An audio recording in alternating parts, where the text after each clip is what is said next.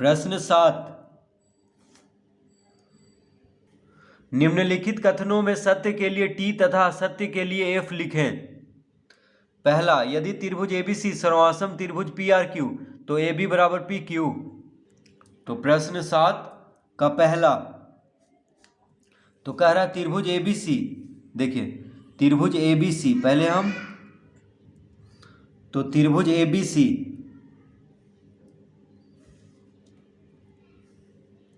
ये है त्रिभुज ए बी सी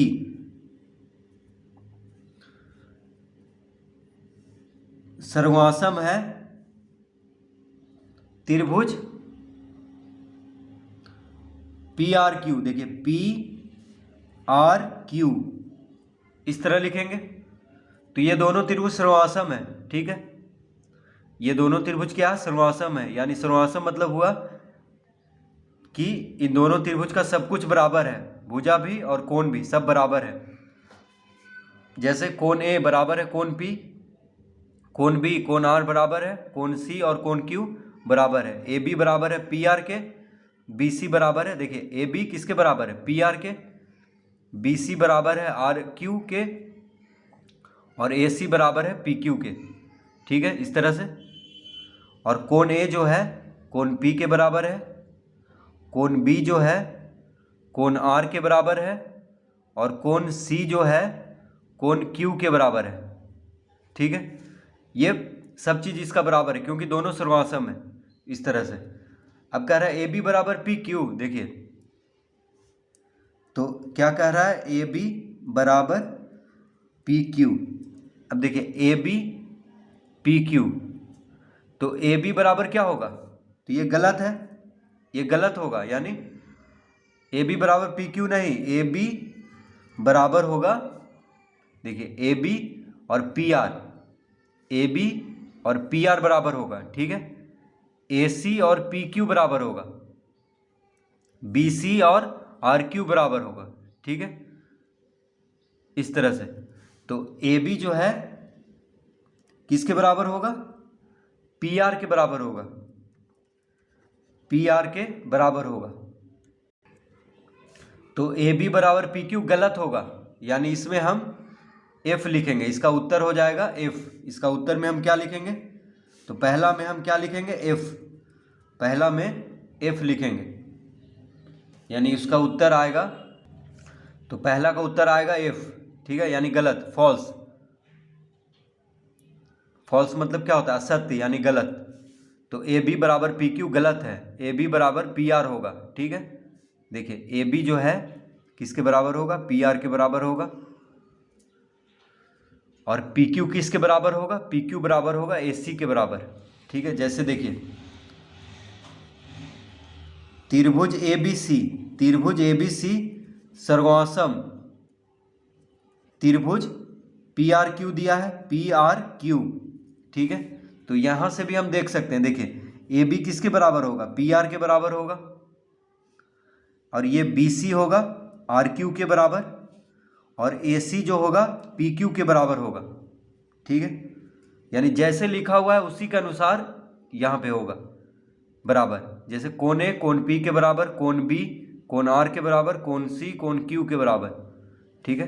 तो ए बी बराबर पी क्यू नहीं होगा क्योंकि ए बी बराबर क्या होगा? पी आर होगा। देखिए ए बी पी आर, इस तरह से। तो ये गलत होगा, ये क्या होगा? गलत होगा। सही क्या होगा? ए बी बराबर पी आर।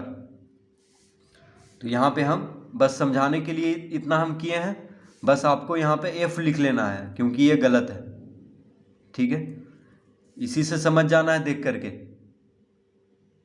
कि ए बी सर्वासम, देखिए ए बी सी त्रिभुज ए बी सी सर्वासम त्रिभुज पी आर क्यू। तो ए बी जो होगा पी आर के बराबर होगा, ना कि पी क्यू के बराबर, ठीक है। A B P R, B C R Q, A C P Q, इस तरह से भुजा मिलता है सर्वासम में। तो इसका उत्तर होगा एफ। अब दूसरा, यदि त्रिभुज डी एफ सर्वासम त्रिभुज आर पी क्यू तो कोण डी बराबर कोण क्यू। तो इसमें देखिए, इसमें हम क्या लिखेंगे? तो क्या दिया हुआ है? त्रिभुज डी एफ, त्रिभुज DEF सर्वासम त्रिभुज RPQ, त्रिभुज DEF सर्वासम है त्रिभुज RPQ के, ठीक है। त्रिभुज DEF किसके सर्वासम है? त्रिभुज RPQ के। तो क्या दिया है? कोण D बराबर कोण Q। तो इसमें भी गलत होगा, ये गलत है। क्यों गलत है? यानी इसका उत्तर भी F लिखेंगे, यानी गलत। F मतलब फॉल्स, फॉल्स मतलब गलत। कैसे? देखिए D जो है, कोण D जो है कोण R के बराबर होगा। देखिए D पहले लिखा हुआ है, यहाँ पे R पहले है। त्रिभुज DEF सर्वासम है त्रिभुज RPQ के। इसका मतलब हुआ कि कोण D कोण R के बराबर है, कोण E कोण P के बराबर है, कोण F कोण Q के बराबर है, ठीक है। तो कोण D कोण Q के बराबर नहीं होगा। देखिए D पहले है, यहाँ पे Q बाद में है, तो ये गलत हो जाएगा। यानी कोण D जो है कोण Q के बराबर नहीं होगा, क्योंकि D पहले लिखा हुआ है, Q बाद में है, ठीक है। तो इसीलिए कोण D जो होगा कोण R के बराबर होगा, और कोण E होगा जो P के बराबर होगा, कोण P के बराबर। जो बीच में लिखा हुआ है बीच से मिलेगा, जो बाद में लिखा हुआ है वो बाद वाले से मिलेगा, ठीक है। जो पहले लिखा हुआ है पहले वाले से मिलेगा, ठीक है। तो कोण D किसके बराबर होगा? कोण R के, ना कि कोण Q के। तो ये गलत होगा, यानी F लिखेंगे इसमें भी। तीसरा, यदि त्रिभुज PQR सर्वासम त्रिभुज CAB तो PQ बराबर CA। तो इसमें क्या होगा? देखिए त्रिभुज PQR, त्रिभुज PQR सर्वासम त्रिभुज CAB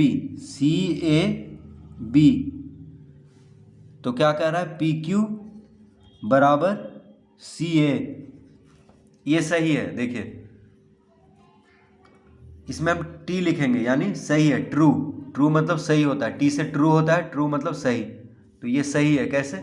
देखिए PQ जो भुजा होगा वो CA के बराबर होगा। देखिए PQ CA ये दोनों बराबर होगा, QR AB ये दोनों बराबर होगा, PR CB, ठीक है। इस तरह से भुजा मिलाते हैं। कोण P कोण C के बराबर, कोण Q कोण A के बराबर, कोण R कोण B के बराबर, ठीक है। तो PQ बराबर होगा CA के, ये सही है। PQ CA यानी ये सही लिखा हुआ है, ये सही है। तो T लिखेंगे।